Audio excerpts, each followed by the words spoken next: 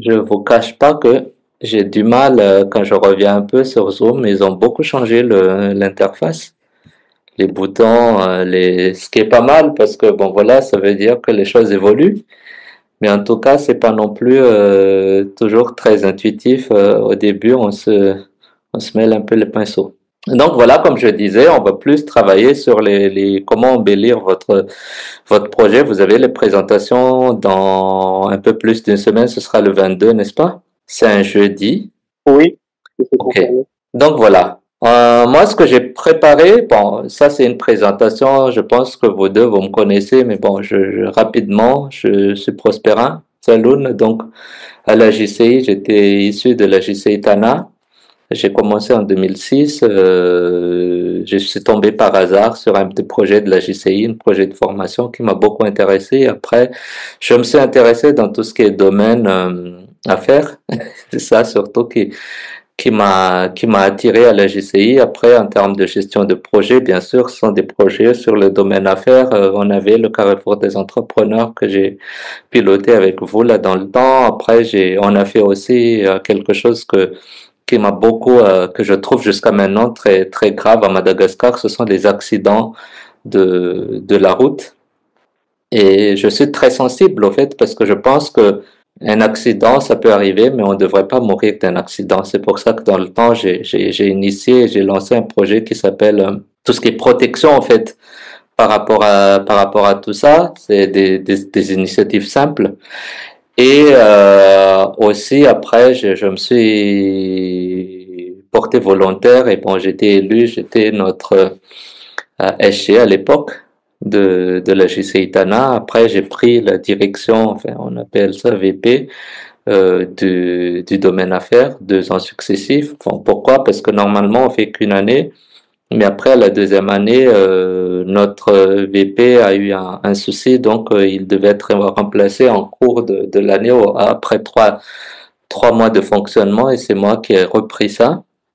Voilà, je suis père de 2 enfants, donc moi je m'intéresse beaucoup dans tout ce qui est finance, management, stratégie et leadership. D'ailleurs, moi je suis aussi, comment on appelle ça, des auditeurs ou des participants à OLTP. Et c'est là surtout qu'on s'est rencontrés aussi, Lucky, à part le CRE. Le CERE, quelque chose que j'ai initié dans le temps et qui vole de ses propres ailes depuis des années. Ce qui me fait toujours aussi du bien quand je vois tout ce qu'ils font parce que il faut des dizaines, des centaines, des milliers de CRE parce que quand je regarde le dynamisme de ce qui se passe ici en Europe et comment ça se passe chez nous, on est encore très peu. Voilà, il y a pas assez de soldats qui se battent pour le développement de l'entrepreneuriat. Heureusement il y a déjà ce qu'il y a, hein. C'est pas mal, mais je pense que des renforts, ce serait pas de refus. Donc voilà, aujourd'hui, l'objectif de notre échange ici, c'est plus dans tout ce qui est préparation de votre participation à l'international au concours CAI. Donc, outiller les représentants nationaux. Donc, outiller, c'est quoi? C'est plus structurer votre business plan, plus livrer un pitch percutant. Un pitch, c'est pas toujours la façon de savoir parler, mais c'est plus la façon de savoir capter et de créer en fait le lien de confiance entre vous, qui est voilà, un promoteur de votre projet, et les gens qui sont en face, qui peuvent être des clients, des partenaires, des bailleurs et tout ça. Pourquoi j'ai dit ça? Parce qu'il y a une semaine, il y a un gros événement de start-up ici qui s'appelle OMR ici à Hambourg et une des choses qui m'a beaucoup tiqué, j'étais là-bas, j'en ai écouté des pitchs, hein, des milliers. Mais pour moi, j'ai pas pu écouter les milliers, mais j'étais dans des salles où il y a des choses qui m'intéressaient beaucoup, tout ce qui est énergie verte, tout ce qui est nouvelles technologies. Donc voilà, maintenant, après plusieurs pitchs, il y a quelqu'un qui, qui est devenu un pote, qui bégayait au fait en pitchant. Mais mine de rien, c'est le seul pitch en fait qui m'a capté le plus parce que le projet, je me rappelle, c'est un projet de data center. sur de l'eau. Donc, quand quelqu'un dit ça, on a toujours directement plusieurs questions. Un data center veut dire que ça doit être branché sur la fibre optique ou quelque chose comme ça. Comment on fait ça sur l'océan? Deuxième chose, il y a la question énergétique. Après, bon, voilà, il y a plusieurs questions. En fait, comment on fait pour la sécurité des données quand les choses flottent? Mais après, ce que je veux surtout dire, c'est pas la façon de parler, c'est pas qu'on est beau parleur, qu'on sait comment sourire, qu'on est beau et tout, ou belle pour une femme, mais c'est surtout le contenu, au fait, et comment on le présente, parce qu'il y a une façon aussi de présenter les contenus. Pourquoi je dis ça? Parce que quand j'étais, par exemple, quand je vais, deux fois, j'étais invité à des événements, au début en 2016, avec d'autres malgaches dans ce qu'ils appelaient les Global Entrepreneurship Summit. C'était à Stanford, là où il y a le Silicon Valley. Et une des choses que j'ai appris là-bas, c'est que les gens, quand ils pitchent, ils sont très focusés en fait sur les apports, qu'est-ce que leur produit ou leur service rapporte en fait à tout le monde, avec des exemples. C'est presque comme ils font du storytelling, mais ils le font très bien.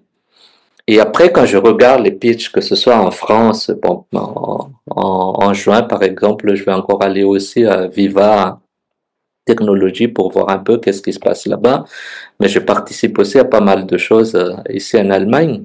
Et ce que je remarque, en fait, il y a quand même une déconnexion parce qu'ici, les gens ont tendance à parler des choses plus logiques déjà. Donc, parler de, je sais pas, qu'est-ce qu'on gagne, qu'est-ce que j'ai fait en termes de formation, et on veut démontrer que notre démarche est logique. OK? Bien sûr que c'est pas mal. Et c'est peut-être une question culturelle aussi. Mais je vous encourage quand même parce que dans le CYI, on sait tous que la JCI est née aux États-Unis. Donc, l'esprit au niveau de la JCI, et c'est pour ça aussi, la plupart des concours, c'est une des choses que j'ai remarqué ces dernières années, c'est que la plupart des concours, même si c'est une partie francophone et anglophone, à 90 ou 80% minimum, c'est toujours les anglophones qui gagnent. Pourquoi? Parce que dans l'esprit, en fait, les cercles restreints de la prise de décision, il y a trop d'anglophones. Et c'est toujours l'esprit anglophone, en fait, qui emporte parce qu'ils sont nombreux et c'est comme c'est eux qui décident. Il faut vraiment qu'on soit un francophone très, très, très fort. Et là, c'est plus équilibré. Il faut que ce soit la même chance que qu'on soit francophone, anglophone. Mais dans tous les cas, pour avoir beaucoup plus de chance, on doit faire des efforts de ce côté-là. Donc, on va commencer rapidement sur le business plan. Donc, le business plan, c'est quoi? En gros, le business plan, en fait, c'est un document qui résume votre projet. Okay? Ce qu'on aime voir quand on est entrepreneur, quand on est dépailleur, quand on est quelqu'un qui est déjà dans le domaine, ce que les gens aiment voir, en fait, j'ai essayé de résumer un peu, c'est trois choses. C'est que où est-ce que vous voulez aller, avoir une vision claire, en fait. Pourquoi vous le faites, en fait? Aujourd'hui, quand on parle de Menatsuka, on fait des huiles pour le cosmétique, mais jusqu'où? Dans 5 ans, dans 10 ans, qu'est-ce qu'on veut? Qu'est-ce que Sarbid veut faire? Et pareil aussi pour checker l'apps, c'est quoi en fait la vision? Pourquoi on fait ça? Et cette vision doit être claire, cette vision devrait être parlante, quelque chose de, entre guillemets, sexy. Et ça, deuxième chose, ce sont les objectifs, parce que euh, quand on crée une entreprise, en fait, on apporte des solutions. Soit on apporte des solutions par rapport à des manques, c'est-à-dire, il n'y a pas assez à manger, bon, je vais produire à manger. Ça, c'est très simple. Aujourd'hui, il y a des problématiques du prix du carburant, des problématiques environnementales, donc on essaie de créer des solutions qui sont écologiques. Okay? Ça, ce sont des objectifs, qui sont des objectifs qui peuvent aussi marier votre vision et votre façon de voir les choses personnellement. Et surtout, troisième chose, c'est la stratégie. Pourquoi? Parce que aujourd'hui, créer une entreprise, tout le monde, en fait, peut créer ce qu'on crée. On peut pas dire, écoute, j'ai créé, ça se voit quand on parle, par exemple, de ChatGPT. Ils ont tellement mis de l'argent dedans, ils se croient être intouchables, mais on a tous vu la sortie de DeepSeek. Ça a bouleversé et jusqu'à maintenant, le prix, par exemple, de tout ce qui est conducteur Nvidia, ça a beaucoup perdu en termes de valorisation en bourse. Je pense qu'ils ont perdu 600, 800 milliards de dollars. Et jusqu'à maintenant, ben, bien sûr, ça a repris ces derniers jours, dernières semaines. Il y a une augmentation très forte. Les choses reprennent. Mais c'est pas encore au niveau où on était il y a 3 mois, il y a 6 mois de cela. C'est pour ça que je parle beaucoup de stratégie. La stratégie, c'est quoi en gros? La stratégie, c'est le fait d'avoir, de s'appuyer sur ses forces. C'est-à-dire que toute démarche, toute décision, tout ce que vous faites dans votre entreprise ou dans le développement de votre entreprise, dans votre développement de votre idée, doit s'appuyer sur quels sont les points forts à renforcer, les points faibles il faut trouver des solutions. Je trouve ça tout bêtement dans la vie quotidienne. Quand j'accompagne des CEO, par exemple, on voit, par exemple, moi j'ai dit on a des problèmes de fonctionnement parce qu'il y a des problèmes de personnel. On fait une évaluation du personnel et on voit qu'il y a des personnels qui sont pas forcément à la hauteur. Et ça, ce sont des problématiques qu'il faut résoudre. Et à Madagascar, par exemple, on, on, on est trop, comment dire ça de manière diplomatique. En fait, Gentil. hein? Il est trop gentil, c'est ça? Oui, on est trop gentil, mais on travaille trop en fait avec notre cœur qu'avec notre tête. C'est-à-dire on est sensible. Après, il y a beaucoup de choses qui viennent. Le fait que la plupart des gens, par exemple, ils n'arrivent pas vraiment à détacher entre les liens euh, professionnels et les liens personnels. C'est très compliqué. Et je pense que ce sont des choses sur lesquelles on devrait travailler aussi. Mais bon, on revient sur notre business plan.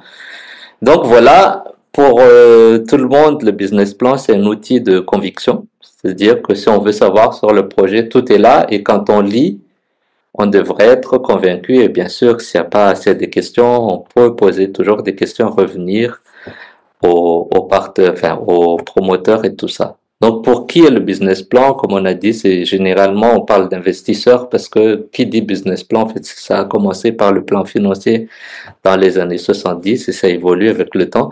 Et c'est surtout aussi pour les partenaires. Ok. Parce que il y a le côté financier, mais parfois on a besoin de partenaires, on a besoin de travailler par exemple avec une banque. Une banque, c'est une partenaire, bon, c'est toujours financier aussi, mais il y a d'autres partenaires techniques qui pourraient être intéressés par votre projet. Et sans business plan, c'est très compliqué en fait de présenter les choses. Ou parfois aussi pour les concours. Est-ce qu'il y a des questions jusque-là? Moi, c'était plus, je reviens un peu sur la partie pitch tout à l'heure, sur un peu les manières de faire anglophone, francophone. Donc, euh, je- il faut travailler un peu plus sur ce qu'on veut apporter à la société. C'était ce que tu proposais, hein, c'était ça? Mhm. Je veux juste confirmer. Ok, non. Ouais. Et Mais juste cette on appellation. va y revenir tout à Voilà. l'heure. Ok. Faut que j'ai en tête le temps. Ok? Sarbide, ça va? Oui, ça va, mais juste que euh, j'ai toujours une confusion quand on parle de business plan et le truc en Excel, là, c'est le business plan ou c'est le Word avec le document, le business plan. C'est quoi le truc en Excel? Euh, il y a tous les chiffres, tous les chiffres sur l'Excel, je sais pas le nom. C'est ça le business plan ou c'est le document avec le Word quand il paye les contentieux, que cela est tout le vision, stratégie, objectif, etc. Ok. En fait, ce que vous dites là, c'est la partie financière. En gros, c'est ça. J'ai une présentation là qui montre un peu en fait le format recommandé que je recommande. Après, c'est pas seulement le format qui existe, hein, parce que ça dépend. Il y a des choses à compléter. Après, il y a des choses à enlever. Par exemple, pour des projets à très haut risque, par exemple, qui dépendent de quelque chose qu'on maîtrise pas forcément, ben, il faut que le risque, comme c'est un élément essentiel dans le projet pour l'avancement ou le fait que le projet soit tombe à l'eau, il faut que ce soit aussi être un élément mis en évidence. Là, j'ai pris 10 points qui devraient être mis en évidence de manière générale. Bon, c'est quoi? C'est le résumé exécutif, donc le résumé de l'ensemble, qu'est-ce que vous faites? Bon, ça c'est à l'ère du numérique avec l'IA, avec ChatGPT, on peut faire le résumé exécutif à la fin. Donc on lui demande de faire un résumé exécutif plus sympathique, il peut le faire.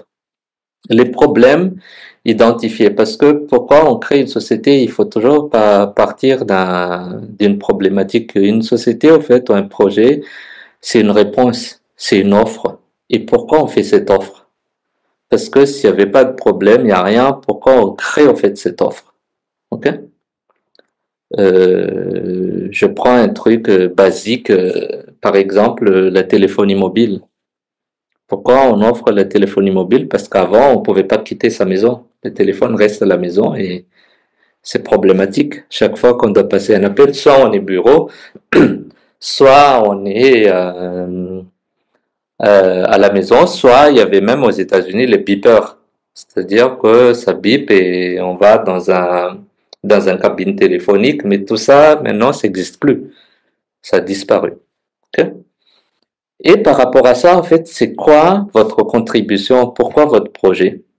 Donc, vous l'avez tout à l'heure dit, écoute, il y a beaucoup d'oursins, il y a beaucoup d'autres crustacés ou d'autres éléments qui sont pas assez valorisés dans le sud-est de Madagascar. C'est comme ça que vous avez commencé votre présentation tout à l'heure, n'est-ce pas? Et votre projet, en fait, c'est pour pouvoir utiliser tout ça. Mettre en place des systèmes pour transformer ça en huile et aussi utiliser les carapaces pour les coquilles pour des objets de décoration. Après la question, si on fait ça, comment on fait en fait pour pérenniser par exemple comment dire le fait qu'il y a toujours des matières et aussi comment on fait pour ne pas abîmer au fait l'habitat naturel parce qu'il y a un équilibre dans l'environnement. Ok? Et comment on garde cet équilibre tout en continuant à faire nos affaires. C'est bon? Après, il y a la partie business model. Le business model, bon, il y a 9 éléments. Hein, c'est le fameux canvas. C'est quelque chose que vous pouvez regarder facilement sur Internet. Qui sont les clients? Qui sont les fournisseurs? Comment on gagne de l'argent? Comment se fait la distribution? Au fait, le business model qui a été créé un peu plus tard, je pense que c'est dans les années 75, c'est un élément qui a été créé par des Suisses. Hein. C'est un élément en fait qui montre un peu comment fonctionnent en fait tous les éléments qui rentrent, les partenaires, les clients, les fournisseurs, les matières et la distribution, comment tout ça entre en jeu et comment surtout on fait de l'argent.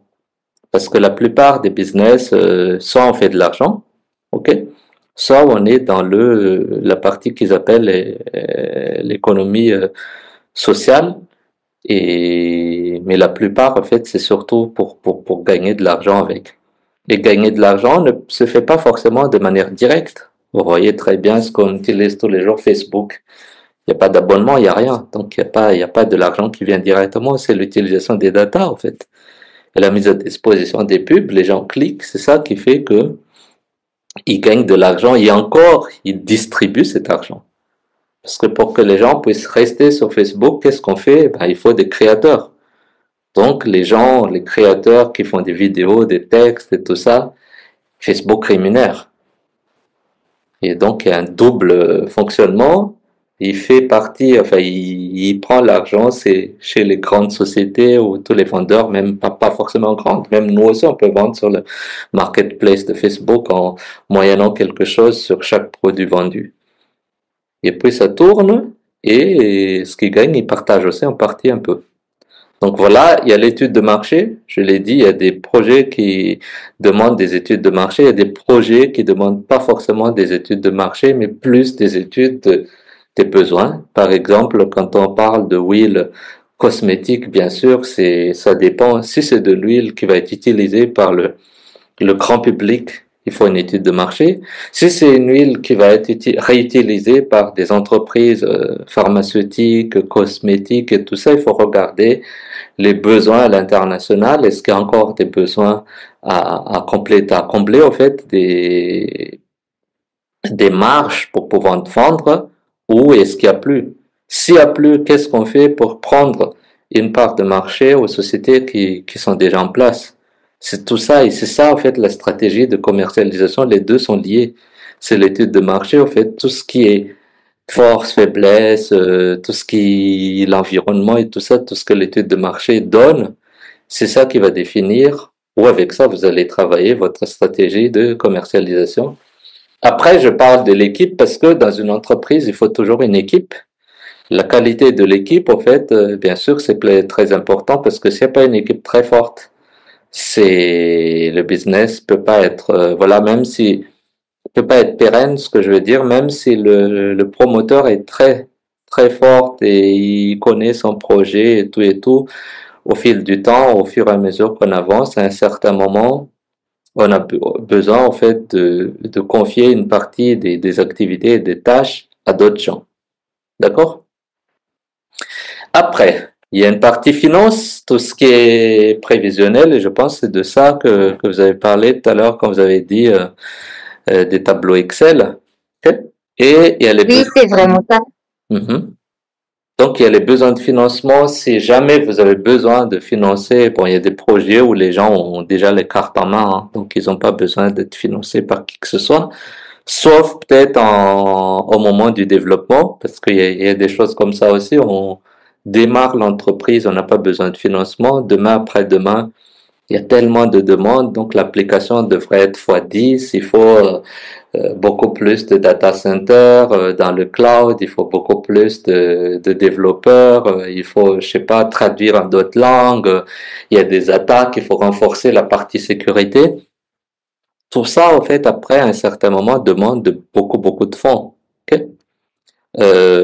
Tout ce qu'on connaît jusqu'ici, en fait, les grandes, enfin, les applications, moi j'ai bien aimé le Airbnb, mais l'application en fait qui m'a fasciné le plus, c'est Booking.com. Parce que Booking.com, c'est quand on regarde les chiffres d'affaires de l'application, ben, pour vous donner une idée, je sais pas, si c'est presque 6 fois le budget national de Madagascar. Ok. Et notre budget national tous les ans, enfin, aujourd'hui, selon les lois des finances, le dernier, c'est à peu près 15 000 milliards derrière. Grosso modo, ça fait quoi? Un peu moins de 4 millions, 4 milliards d'euros. Et pour vous donner une idée, Booking.com, c'est 24 milliards de dollars de chiffre d'affaires. Alors que c'est quelqu'un qui a commencé dans sa petite chambre en, en Amsterdam, qui a commencé ce projet. Et pourquoi il a commencé? C'est tout bête. Il veut partir en voyage et il avait beaucoup de mal à trouver une chambre, enfin une chambre, un hôtel et tout ça. Donc, au retour de son voyage, il s'est dit, écoute, je vais lancer un petit truc. Et il l'a fait. Et bon, c'était un flop au début. L'histoire est longue. Mais après, voilà, mais en parlant de besoin de financement, au début, quand ça prenait, il y avait une grosse entreprise américaine qui a dit, bon, écoutez, votre truc est intéressant, si on le fait à l'international, en plusieurs langues, avec un gros financement, ça peut donner autre chose. Ok. Et aujourd'hui, bon, bien sûr, c'est devenu ce que c'est devenu. Moi, comme je disais, aujourd'hui, c'est 24 milliards de CA et c'est une des entreprises les plus rentables parce que c'est une application. Donc, ils ont 24 milliards, mais après, ils ont à peu près 6 milliards de bénéfices nets dessus, ce qui est énorme. Pour même quand on regarde le rapport, même Facebook, Google et tout ça n'arrivent pas à faire ce genre de pourcentage. Quand on regarde le pourcentage du bénéfice net, en fait, sur les ventes, c'est énorme. Ok. Après, bon, aujourd'hui, on est dans le cadre de la GCI, donc forcément, on doit parler de tout ce qui est social, enfin, sociétal surtout. Quel impact à notre projet, à la société, et tout ce qui est environnemental aussi. Ok. Est-ce qu'il y a des questions jusque-là? Ou des remarques, ou des ajustements? De mon côté, c'est bon, ça va. Carville, ça va? Oui, ça va. Ok. Juste, pardon, sénateur, de mon côté, en fait. Juste, Oui, juste une question, pardon, sénateur. oui. Je pose trop souvent cette question, mais comme on dit en malagasy, ça demande un temps, je demande un temps, en fait. Si on veut lancer un business, est-ce qu'on est obligé d'établir le business plan avant de se lancer ou on se lance et puis après on se dit, ben, on va faire le business plan au fur et à mesure où le business évolue. Merci beaucoup. Bon, le business plan en tant que soi, au fait, je pense pas qu'on soit obligé de le mettre en place. Par contre, la plupart de ces éléments, il faut les avoir avant de se lancer. Parce que se lancer, c'est quoi? Se lancer, bon, on se réveille un matin, on s'est dit, ben écoute, je prends un truc très simple, je vais faire une boulangerie. Ça, c'est quelque chose qui fonctionne presque partout. Pourquoi? Parce que tout le monde mange du pain. Ok. Par contre, la boulangerie dépend. Parce que si tu viens par exemple à Morundave, il y a déjà deux boulangeries, la ville fait 18 000 personnes. Je pense pas que ce soit très intelligent de mettre en place un troisième. Pourquoi? Parce que, comme voilà, il faut regarder le marché. Qui est déjà en place? Est-ce qu'il y a assez de bouches à nourrir, en fait? Et qui sont capables, en fait, qui a la capacité de payer, hein? Parce que bouche à nourrir, il y a toujours. Mais est-ce que ce sont des gens qui achètent du pain? Parce que le matin, on peut aussi manger du riz, des maïs, des maniocs, il y a plein d'autres choses à manger ou ne pas manger du tout. Et parce qu'il y a beaucoup de gens aussi qui préfèrent manger un peu tôt, vers 11 heures, leur repas de midi, et avoir un dîner, et ils prennent pas de petit déjeuner. Ça, c'est un choix de vie. Donc voilà, il faut d'abord étudier le marché. Étude de marché, c'est un grand mot. On va sur terrain poser des questions, mais on peut aussi faire des études, comme on dit, des études documentaires. Regarder combien de population il y a, combien de gens achètent du pain. Ça, ce sont des données qu'on peut trouver ou poser des questions, je sais pas, selon la Pascal. Après 30 questions, en fait, on a déjà un semblant d'orientation de manière générale. Donc, on peut poser soi-même les questions au marché ou à son environ, dans son environnement, pour avoir une idée. Ça, d'un. Deuxième chose, il faut aussi que vous avez votre stratégie. C'est-à-dire comment les autres vendent leurs trucs et comment je fais. Hmm? On a parlé de Booking.com tout à l'heure. Ok. Avant, c'était très compliqué. Je vais aller à, je sais pas, je dis ça comme ça, peut-être par exemple, on veut aller à La Réunion. Qu'est-ce qu'on fait avant à La Réunion? Il y a rien en fait, il n'y a pas d'information en ligne. Donc, qu'est-ce qu'on fait? Soit on regarde sur l'annuaire et on voit deux, trois, quatre hôtels et on les appelle un à un pour comparer. Soit à partir de 2000 et commencer à avoir des internets, mais il y a très peu d'hôtels au fait qui avaient les moyens de se mettre en ligne. Ok. Donc, qu'est-ce que vous apportez? Comment vous commercialisez les choses? Parce que ce qu'ils font en fait, et là je parle plutôt de business model, c'est qu'ils disent on met tout ça sur une plateforme et ça facilite la vie à tout le monde. Ok. Et c'est ce qu'on utilise jusqu'à maintenant. Bon, c'est un système à la limite mafia, mais bon, c'est ce que je pense que aujourd'hui, la problématique, c'est que ce genre de société, ils ont trop de force et en fait, ça pénalise parfois les hôtels, mais bon, on va pas rentrer dans ces détails pour le moment. Donc, stratégie de commercialisation, si les autres commercialisent, je sais pas, si je reviens au pain, en ramenant les pains dans chaque épicerie tous les matins, ben, il faut qu'on réfléchisse à autre chose. Où est-ce qu'il n'y a pas encore de pain? Hmm? Et comment on fait, en fait, pour être plus proche des gens et pour vendre plus et pour, voilà aussi. Et après, il faut faire des calculs. Si je fais ça, je dois acheter un four, ok? Je dois louer un endroit, je dois utiliser de l'énergie, Donc, je fais le calcul de tout ça. Mon four, il va coûter tant, donc on pourra l'utiliser pendant 5 ans. Donc, si je fais l'amortissement, ça va me coûter quoi par an? Et je peux décliner ça par mois, par semaine, par jour, s'il le faut.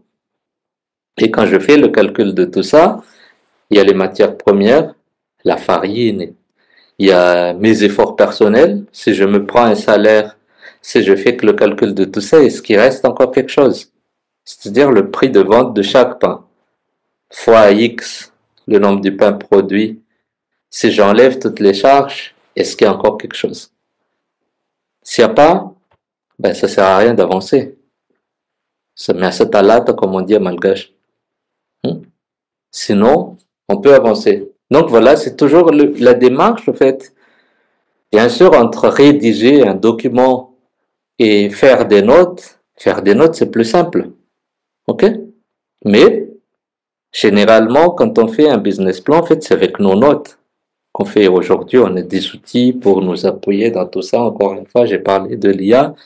Bien sûr, il faut savoir le manipuler, il faut pas s'en abuser, parce que comme je disais toujours, l'IA, pour moi, c'est une extension de l'intelligence de l'homme. Parce que l'IA, il répond à nos questions. Donc, si la question est mal posée, bien sûr, la réponse est mal faite. OK? On avance? Est-ce que ça a répondu à Anzara?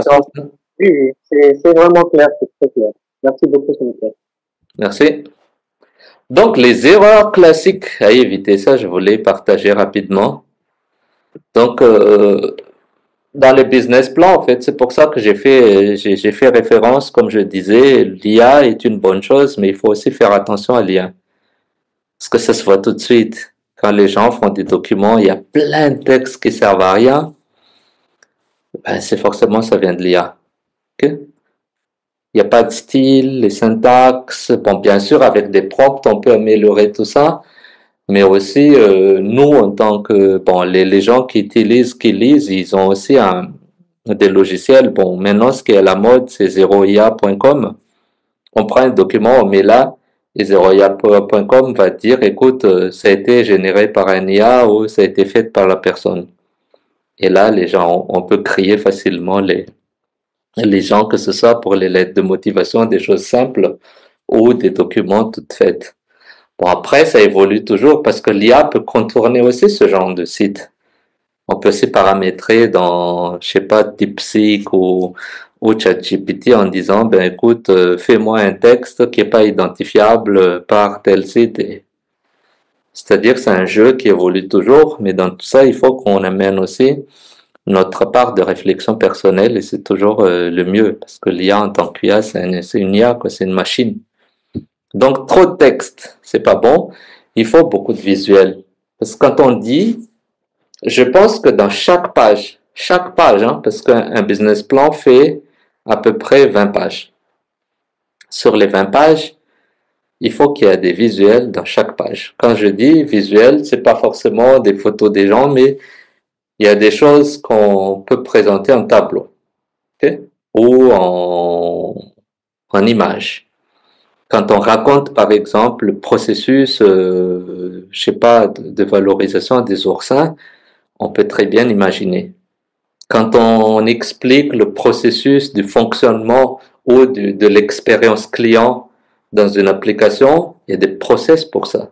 C'est plus facile, au fait, quand on regarde une image, l'image vaut 1000 mots, comme on dit, et c'est toujours vrai jusqu'à maintenant. Donc, il faut pas bombarder de texte parce que ça donne pas trop envie aux gens de lire aussi. Okay? Il faut mettre beaucoup plus de visuels. Deuxième erreur, c'est la validation terrain. C'est-à-dire que tout ce qu'on dit, au fait, tout ce qu'on raconte, il faut qu'il y ait des preuves. Okay?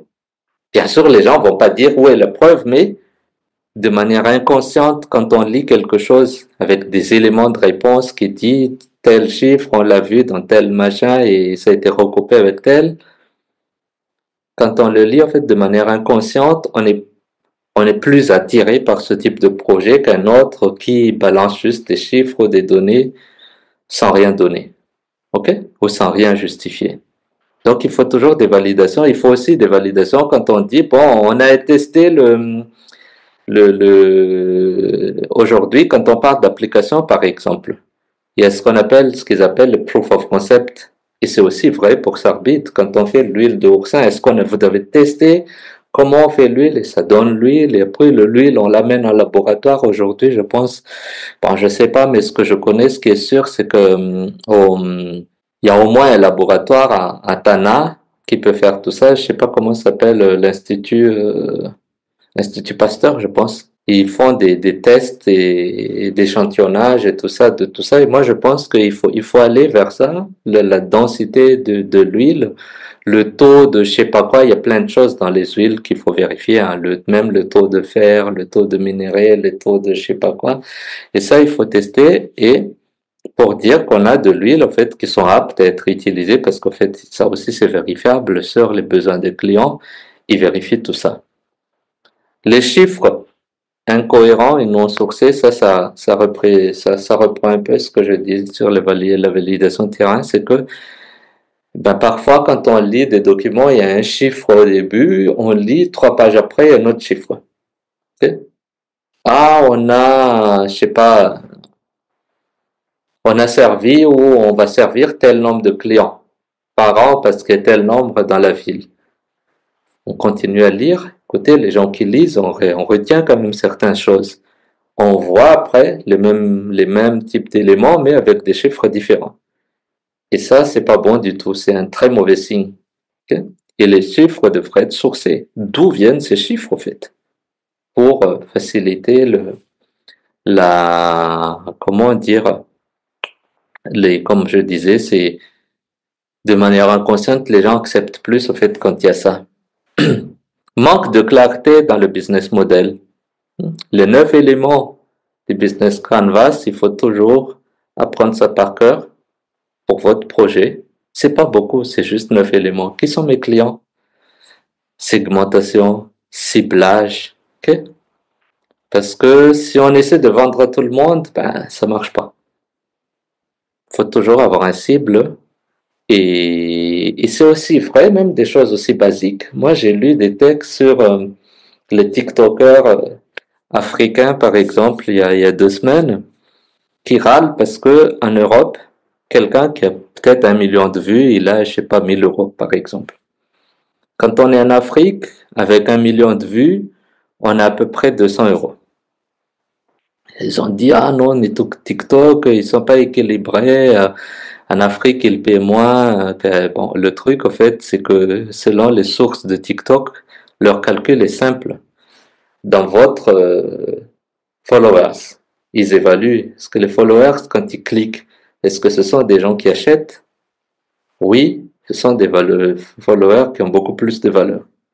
Non, ce sont des followers qui, bon, excusez-moi du terme, servent pas à grand chose. Et c'est ça le problème, c'est qu'en Afrique, comme on n'achète pas à travers ces plateformes, on consomme juste en tant que, voilà, des entertainments. Et bien sûr,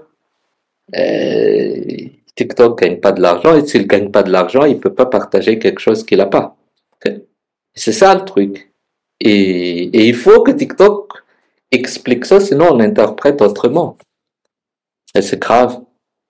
Donc voilà, manque de clarté dans le business model, je reviens, c'est quelque chose qu'il faut éviter. Donc il faut retravailler, regarder à nouveau, surtout avant le pitch, vous avez encore 1 semaine, les 9 éléments du business model Canvas, et ça va beaucoup vous aider en fait dans votre préparation. Okay? Conseil pratique. Donc conseil pratique, c'est quoi? Être clair, ça peut-être c'est quelque chose que je me répète, mais c'est quelque chose qu'il faut garder en tête. Être clair, en fait, structuré. Quand vous écrivez. C'est pas la peine, par exemple. Il y a des choses, en fait, qu'on apprend à l'école et qui est dommage, on n'applique pas dans la vie réelle. C'est ce que je reproche à mes collaborateurs parfois. Par exemple, quand on fait des objectifs et les objectifs ne sont pas smart. Moi, j'ai dit alors que tout le monde, dès qu'on dit c'est quoi SMART, tout le monde arrive à répéter par cœur spécifique, mesurable. Mais bon, pourquoi on le fait pas? Le truc, c'est que on dissocie au fait l'étude qui devient une théorie et la pratique de la vie. Et ça, c'est un truc qu'on doit, surtout nous malgaches et africains en général, on doit apprendre tous les jours. Que ce qu'on a appris en théorie, en fait, il faut que ce soit vécu en pratique. Et quand je dis être clair, structuré, je reviens sur ça. Ce qu'on nous a appris à l'école, c'est que quand on fait un paragraphe, on ne devrait pas dépasser cette ligne. C'est un standard. C'est ce qu'on dit à l'école quand on a fait notre livre et tout ça. Mais il y a des gens qui sont capables de mettre un paragraphe de 20 lignes dedans. Et ça, c'est impossible à lire. C'est très difficile. Et ce sont des petites choses, mais ce sont des choses, en fait, qui aident à y avoir plus clair, avoir un document plus structuré et surtout synthétique. C'est-à-dire, quand on a envie de pas écrire, ben, on est limité parce qu'on s'est dit, bon, écoute, je vais essayer de le mettre en un seul paragraphe. Okay? Parce que 20 pages, ça va très vite. Avec tous les éléments, 10 éléments qu'on a regardés là, si on met 2 pages par élément, on est à 20 pages. Et ça va très vite. Donc, on essaie de se retenir, de n'écrire que les choses importantes. Illustrer avec des données concrètes. Ça, c'est presque une obligation. Montrer l'attraction. Qu'est-ce qui... En fait, montrer l'attraction, c'est comment on fait en sorte, en fait, que ce soit euh, plus réel, en fait, plus attractif, okay, pour la personne qui lise. Donc, les prototypes, on a parlé de proof of concept, les tests, les premiers tests, où est-ce qu'on en est? Les clients, est-ce qu'on a déjà partagé un peu, faire du sampling, et qu'est-ce que les gens vont dire? Et à la fin, il faut être réaliste mais ambitieux. Quand je dis réaliste mais ambitieux, bon, bien sûr, on est réaliste par rapport aux capacités, aux chiffres qu'on a, mais on est ambitieux aussi parce que voilà, on va pas chercher à vendre quelque chose pour 10 000 euros par mois. Okay? Je vois beaucoup de projets qui disent, bon, on est moins cher. Bien sûr, c'est bien. Mais à la fin, est-ce que ça vous fait vivre exactement? Si ça vous fait pas vivre, ben, il faut laisser tomber. C'est du temps perdu. Okay? Il faut que l'entrepreneuriat soit quelque chose qui nous permet de vivre tous les jours, qui nous permet de payer notre loyer, à manger, faire la fête, okay? Tout ça. Et c'est pour ça que 1, 2, 3 ans, c'est acceptable, mais au bout de 3e année, il faut qu'on explose en fait le business. Il faut que ça arrive à créer de la valeur, à créer de l'argent et qu'on arrive à vivre et qu'on soit satisfait en fait de ce qu'on a créé. Est-ce qu'il y a des questions jusque-là? Non? C'est bon. Ok. C'est clair. J'ai cliqué sur affichage et là, j'étais un peu perdu. Je sais pas où est-ce qu'on en est avec notre partage. Ok, on continue alors. Oui, on continue. L'art du pitch. Ça, c'est intéressant, ça. Ok. Donc, la durée du pitch aussi, vous voyez, c'est combien de temps? C'est 1 minute 30. Si je ne me trompe pas.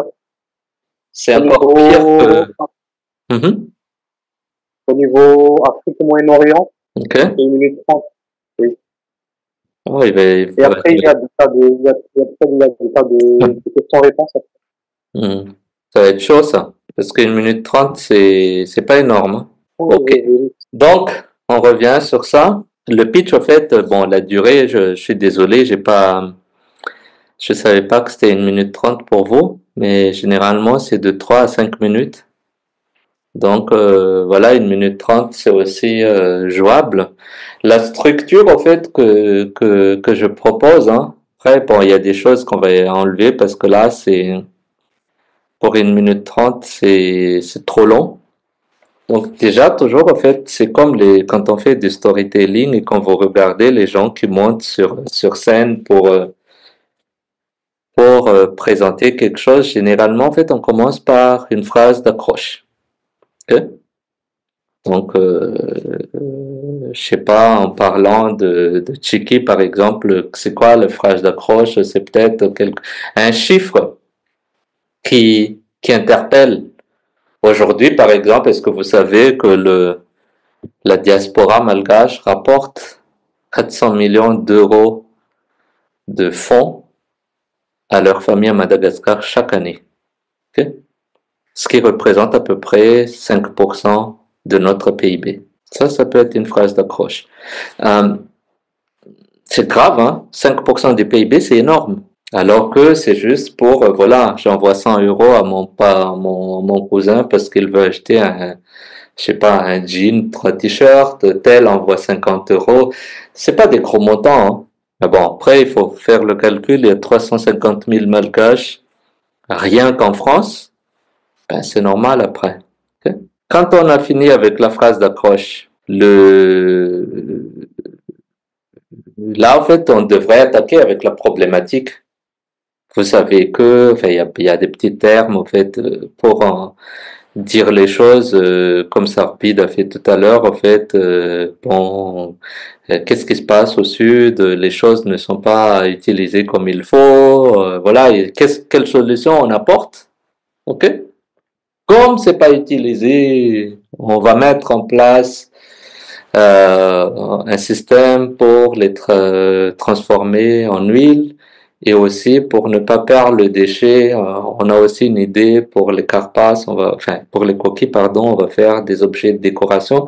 Avec tout ça, en fait, c'est une image des objets de décoration, que ce soit derrière ou je sais pas comment ça se passe, c'est encore mieux.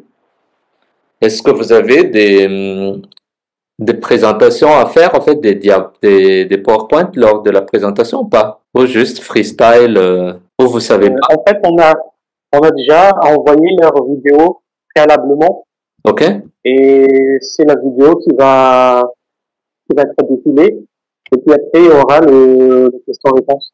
Ok. Et de toute façon, je vérifie quand même les informations pour ne pas dire n'importe quoi. D'accord. Ok. Donc voilà, il y a l'accroche, il y a le problème. En fait, moi, j'aime bien les vidéos. Je suis un paresseux, je fais pas beaucoup de vidéos avec beaucoup d'images, mais bon, dans ce genre de choses, il faut quand même avoir pas mal d'images, mais pas juste une tête de quelqu'un qui parle. Donc la solution ou les solutions, c'est quoi? Et les marchés, c'est à qui sont destinées ces choses? Est-ce que ces gens existent vraiment? Est-ce que ces gens vont acheter? Pourquoi? Pourquoi ils devraient acheter au fait? Parce que voilà, parce qu'il n'y a pas assez, par exemple, il y a une demande de, je sais pas, tel millier de litres ou millions de litres, et c'est pas assez, c'est pas encore répondu maintenant parce qu'il y a que tel milliers de litres sur le marché, par exemple. Notre business model, bien sûr, si vous faites l'ensemble du business model, ça va être trop long, mais quels sont les points clés, au fait, du business model? Un point, 2 points, c'est largement suffisant. L'équipe, on peut supprimer pour 1 minute 30, je pense, c'est foutu. Et surtout, à la fin, je suis désolé, c'est coupé dans la présentation, il est écrit appel à l'action. Pourquoi? Parce qu'on fait un pitch, au fait, pour un objectif précis. Les gens de l'OMR, ici, la semaine dernière, ils ont fait un pitch. À la fin, ils ont demandé, bon, écoutez, nous, on est ici, on peut en parler, on est dans tel stand, parce que on est là pour chercher soit des gens qui sont prêts à investir dans notre projet, soit des partenaires, parce qu'on veut ouvrir une antenne ici en Allemagne. Voilà. Et l'appel à l'action, en fait, devrait toujours être là, parce que et voilà, après, à la fin, si on dit juste, bon, c'est fini maintenant, au revoir, bon, les gens, ils savent pas pourquoi vous le faites, en fait. Est-ce qu'il y a des questions d'abord jusque-là? Pas de questions pour moi. Arbide? C'est bon pour moi aussi. Ok. Donc, astuce pour un pitch percutant. Donc, parler avec passion. Parler avec passion, c'est comment, en fait? Président? Hein? Le qui? Oui. C'est quoi parler avec passion? D'accord. Alors, pour moi, parler avec passion, ça serait vraiment plus, donc déjà montrer un certain dynamisme, montrer qu'on a de l'intérêt pour le projet, vraiment ressentir le projet. Comment est-ce que ça se verrait de l'extérieur? Ça serait plus parler avec conviction, parler assez, comment je dirais ça, une gestuelle spontanée, Mhm. parler avec confiance aussi, donc pas trop de doute, je pense. Hein. Ce serait peut-être ces deux éléments-là qui seraient assez fondamentaux. Montrer qu'on a bien cette conviction-là, qu'on sait ce qu'on dit, qu'on aime ce qu'on fait, et la gestuelle bien posée. Je ne sais pas si ça répond à ta question. Ok, c'est rapide.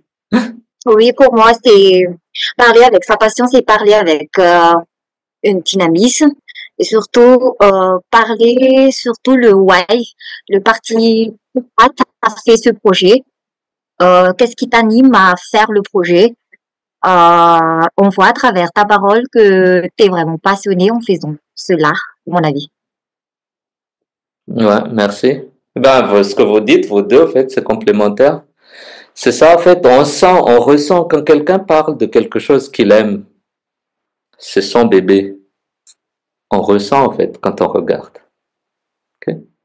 On ressent parce que le niveau de détail, les termes qu'il utilise, sa gestuelle, sa façon de présenter les choses, ok. Sa fierté quand il y a l'image qu'il montre, par exemple, au PowerPoint, au mur ou quelque chose comme ça. C'est ça, en fait.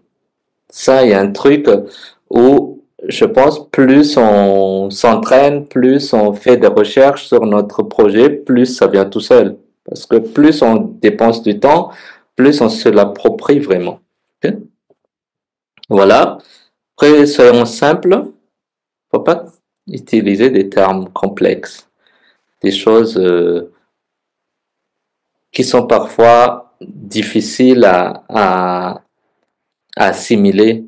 Il faut que ce soit des termes simples, directs et humains. C'est-à-dire des choses la façon de parler de tous les jours, en fait, de manière professionnelle, hein, mais pas dans la rue, mais c'est la façon de parler de tous les jours, mais pas comme un roman. Ok. Faut que ce soit simple, il faut que ce soit facile à avaler et raconter une histoire. Storytelling, les gens adorent toujours. Ok. Je me rappelle quand on m'a demandé d'où vient le nom de Kentia, votre société. Moi, j'ai dit, bon, écoute, le truc était simple. J'étais au Japon, en fait, dans les années 2005. Et puis, j'étais dans une chambre d'hôtel. Je suis en train de réfléchir. J'avais déjà un nom, en fait, pour la boîte. Elite. Après, je me suis rendu compte qu'il y a Elite GSM juste à côté. Et moi, je me suis dit, bon, écoutez, il faut que je trouve quelque chose. Et dans la chambre, en fait, je vois une plante, un palmier. Et moi, pour moi, les palmiers, ça me fascine toujours. Bon, j'ai grandi à Mondave, je connais les cocotiers et tout ça, mais les palmiers, ça me fascine toujours parce que c'est une plante qui est tout le temps verte. J'ai jamais vu un palmier. Bon, il y a des palmiers malades, mais de manière générale, c'est toujours, voilà, c'est une plante bon vivante et puis voilà, c'est très beau. J'aime ça. Et après, je suis allé voir le palmier, en fait, dans ma chambre, hein, et j'ai regardé qu'il y a une étiquette. Et l'étiquette donne le nom, et le nom du palmier, en fait, c'était Kentia, c'est aussi bête que ça. Et moi, je me suis dit, ben, pourquoi pas? Moi, j'aime bien parce que Kentia, parce que quand on a un nom, on garde pas pour soi. Quand je suis à l'après-midi, en fait, je me suis dit, bon, c'est peut-être pas mal le nom. Et après, il y a une Américaine qui était dans le colloque avec nous et je lui ai dit, écoute, je suis en train de réfléchir à un nom pour mon entreprise et j'ai vu Kentia et j'ai envie d'utiliser ce nom. Et puis, la personne m'a dit, écoute, ça sonne bien parce que c'est comme Kentia, c'est comme une question en fait. Est-ce que vous pouvez faire Kentia ou quelque chose comme ça, Kentia?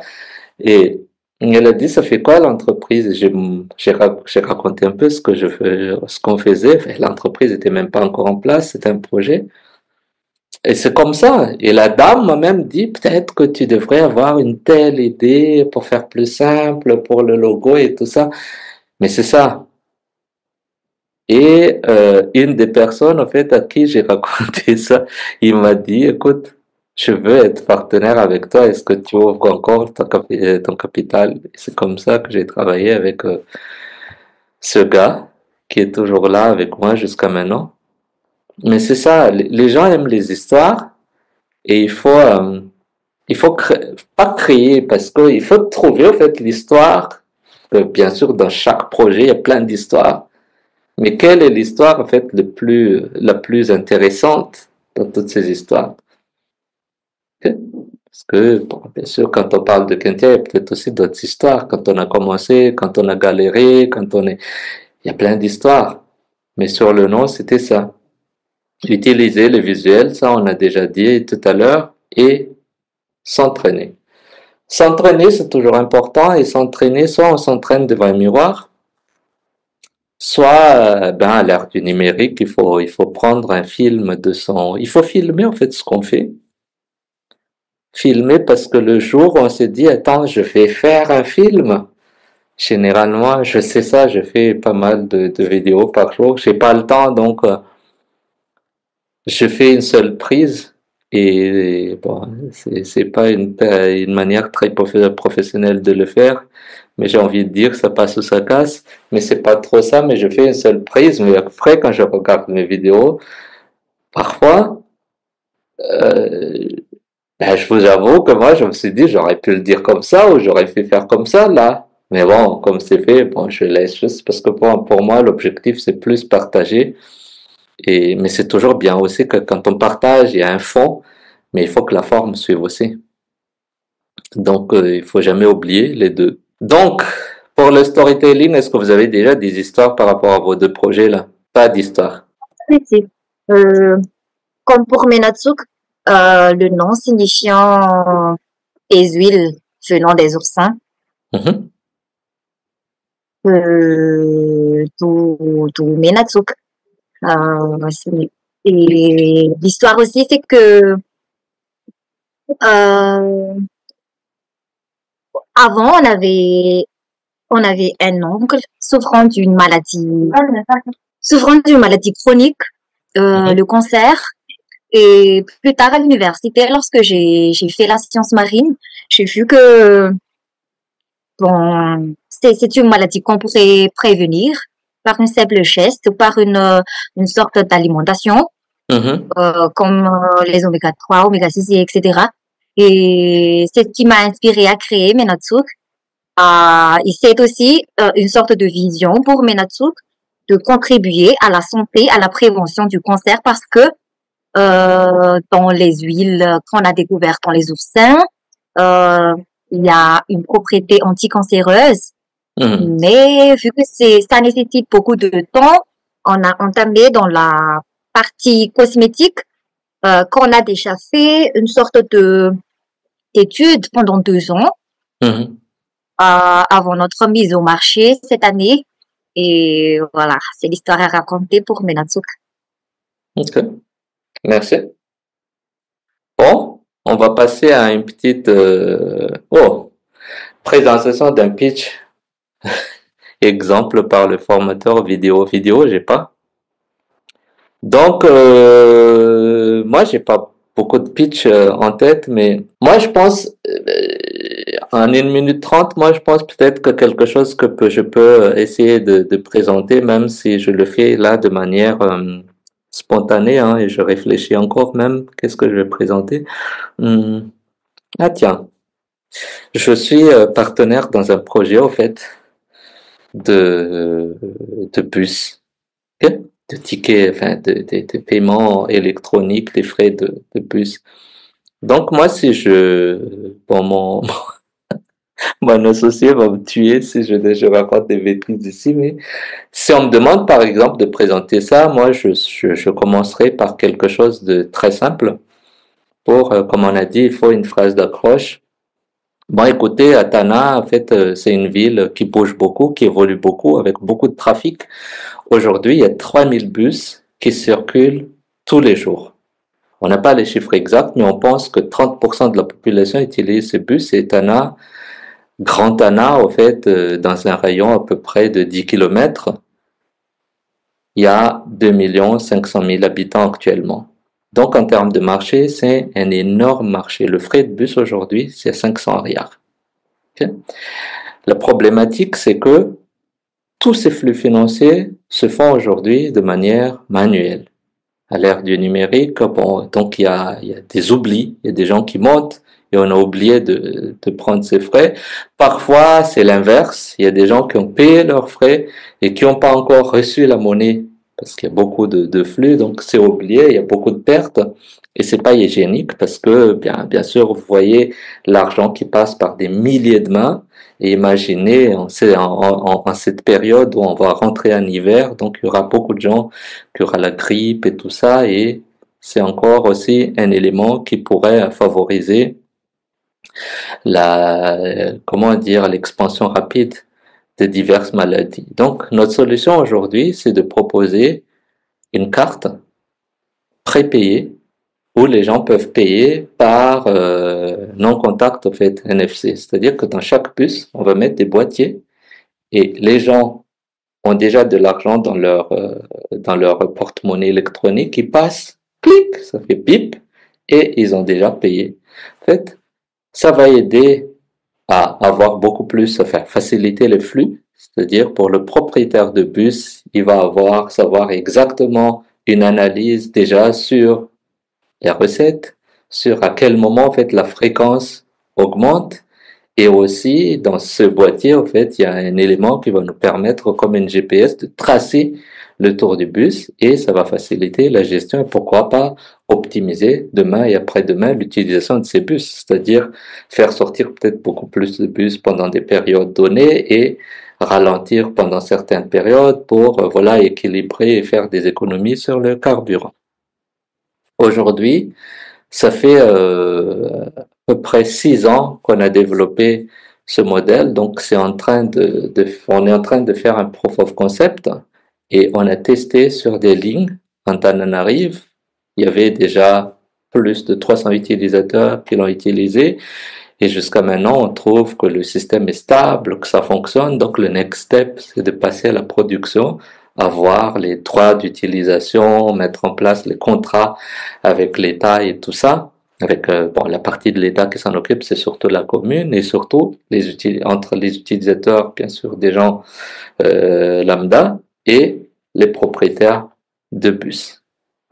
Aujourd'hui, je vous présente ces éléments parce que j'aimerais avoir votre retour en fait par rapport à, à tout ce que j'ai présenté. Comment vous pensez, comment en fait vous évaluez ce projet? Est-ce que vous pensez que c'est un projet intéressant ou pas?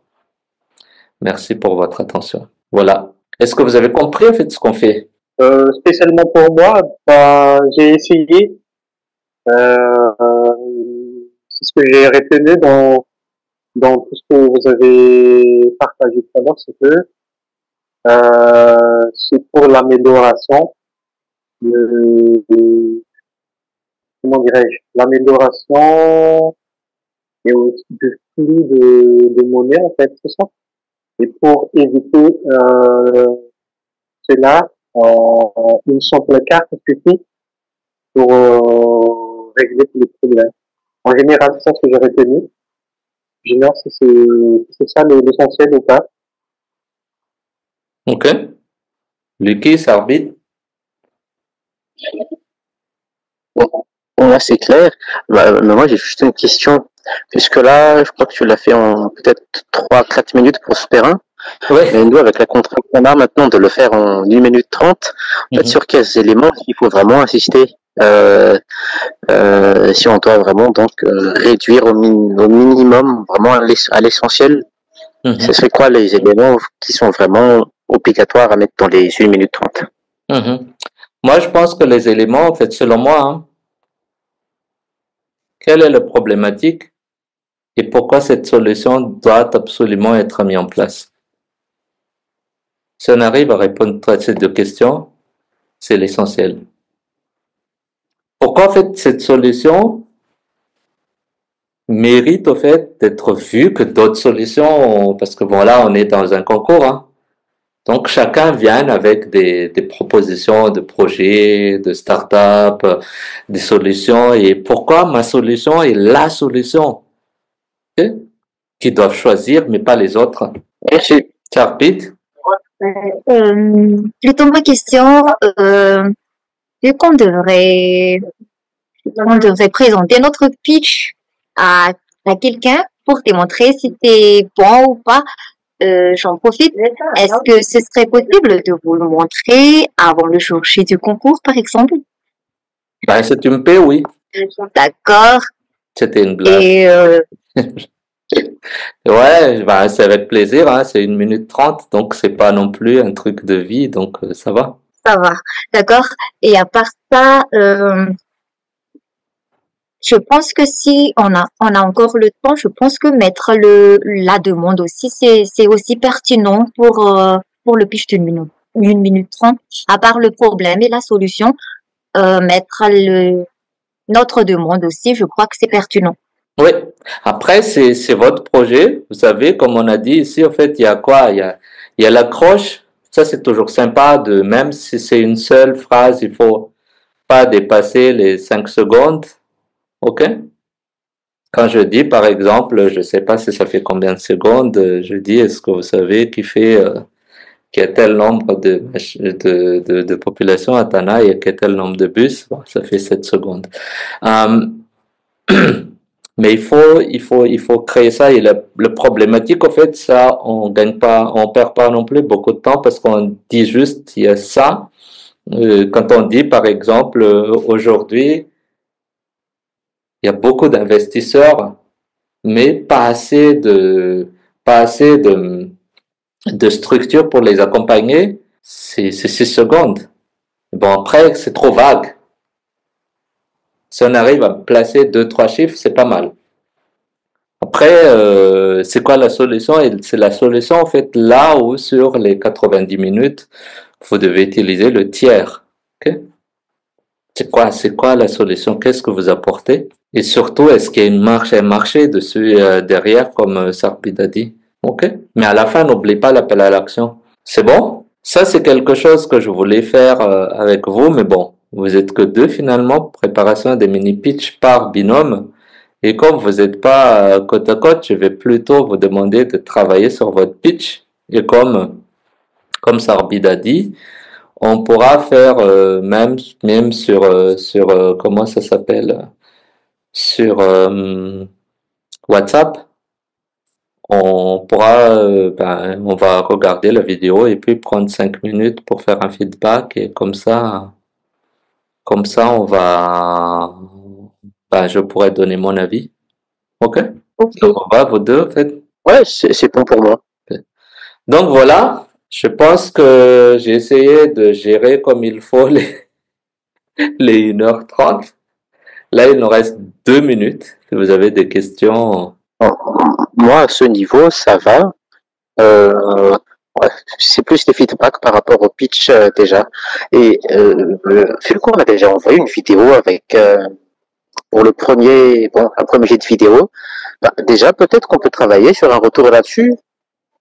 Si on fait des échanges sur WhatsApp, peut-être si on peut te partager les liens des vidéos. Ok. Si tu nous feedback déjà ça, avant qu'on commence déjà aussi à faire le prochain. Entre-temps, bon, on prépare le prochain pitch et déjà tu regardes ce qu'il y a et s'il y a des conseils qui viennent, on essaie d'adapter. Ok, ça marche. Donc, mes petits conseils, en fait, c'est que là, on est dans un cadre d'un concours. Donc, la question, c'est pas est-ce que mon projet est bon ou pas bon. Je pense qu'à partir du moment où vous passez le cap du concours national, le projet est bon. La question maintenant, c'est est-ce que mon projet est assez bon vis-à-vis des gens? Parce qu'il faut pas oublier, ce sont des humains. Donc, en tant qu'humain, on est toujours aussi, on a notre côté un peu subjectif. Ok?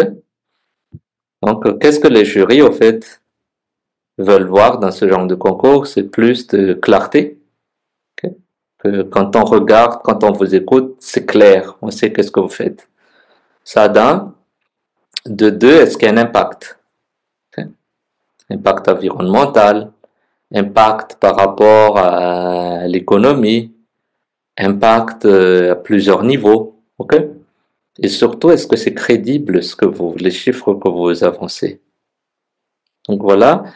C'est pour ça que pour le second point, croyez en votre projet. Je pense que vous devez y croire parce que si vous avez dépassé ce premier cap, c'est que les projets, pour moi, ce sont des super projets. Et j'ai pas envie d'être jury pour départager ce genre de choses parce que c'est toujours compliqué parce que voilà, on sait qu'on parle avec ses sentiments et tout ça. Mais à la fin, il n'y a pas de meilleurs projets. Il y a des projets qui sont super bons, qui ont été rejetés plusieurs fois et qui ont quand même brillé.